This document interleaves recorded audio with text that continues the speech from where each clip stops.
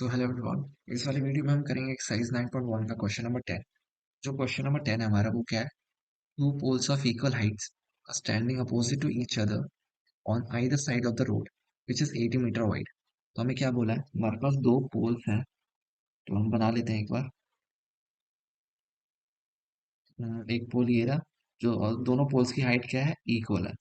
एक पोल ये रहा, ठीक है। और इनके बीच में हमें डिस्टेंस दे रखा है, एक रोड है जो इनके बीच में डिस्टेंस है, और जो डिस्टेंस है वो है 80 मीटर। ठीक है, अब आगे बढ़ते हैं। From a point between them on the road, the angle of elevation of the top of the poles are 60 degree and 30 degree respectively. तो इस रोड के जो 80 मीटर की ये रोड है ना, इसके बीच में एक पॉइंट है जहाँ पे जो एंगल ऑफ एलिवेशन बन रहा है, एक पोल पे 60 डिग्री बन रहा है, ठीक है। और एक पोल पे कितना बन रहा है?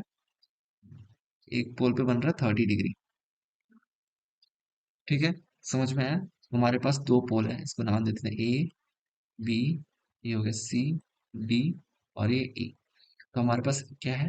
A B equals to C D है, जो कि है हाइट ऑफ द पोल। ये दो पोल है हमारे पास, एक पोल ये रहा, दूसरा पोल ये रहा। ठीक है, अब हमें बताना क्या है? Find the height of the poles and the distance of the point from the pole. ठीक है, तो हमें पहले तो हाइट बतानी है, ए बी सी डी बताना है। जो दोनों इक्वल है, हाइट के बराबर ले लेते हैं इसको। इसको भी एच मान लेते हैं क्योंकि इक्वल है, और इसको भी एच के इक्वल मान लेते हैं। ठीक है, क्योंकि दोनों हाइट हमारे पास इक्वल है।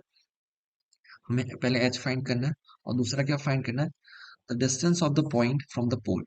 तो हमारे पास ये जो पॉइंट है ना, इसको हमें फाइंड करना है कि ये दोनों पोल से कितना दूर है। लेट सपोज इसको हम यहाँ से एक्स मान लेते हैं, तो ये यहाँ इतना, ये इतना कितना हो जाएगा? 80 माइनस एक्स, है ना। ये पूरा 80 है, तो मैंने इस पॉइंट तक, पॉइंट सी तक एक्स मान लिया। पॉइंट सी डी कितना हो गया? 80 माइनस एक्स। ठीक है, तो हमें क्या क्या फाइंड करना है? पहले तो एच फाइंड करना है और फिर एक्स फाइंड करना है। एक्स कह लो या फिर 80 माइनस एक्स, दोनों फाइंड करना है। ठीक है, तो पहले क्या करते हैं, हम एक ट्रायंगल लेते हैं A B C. In triangle A B सी।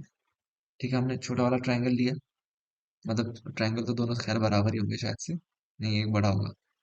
तो हमने ट्रायंगल ए बी सी दिया।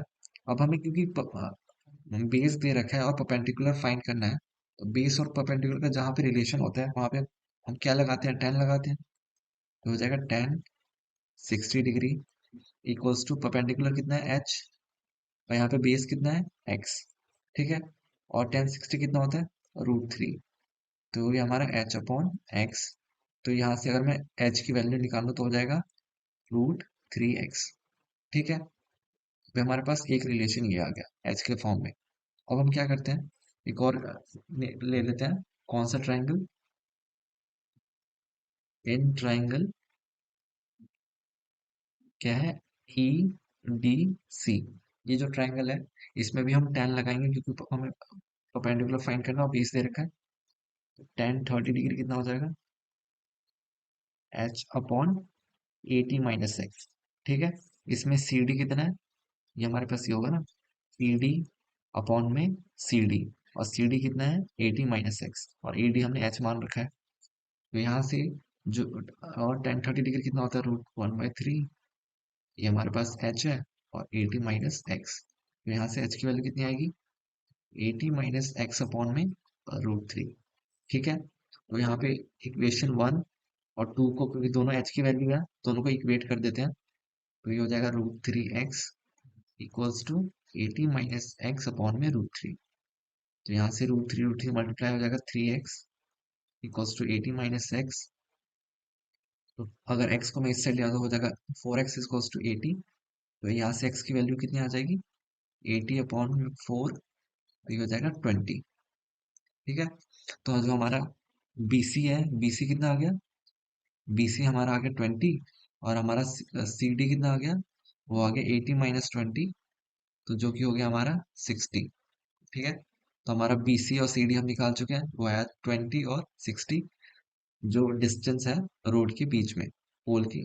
ठीक है, BC हमारा आ गया 20 और CD आ गया 60। अब हमें एक और चीज फाइंड करनी है, वो क्या है? H की वैल्यू फाइंड करनी है। तो हमारे पास क्योंकि x आ चुका है, तो हम H की वैल्यू कैसे निकालेंगे?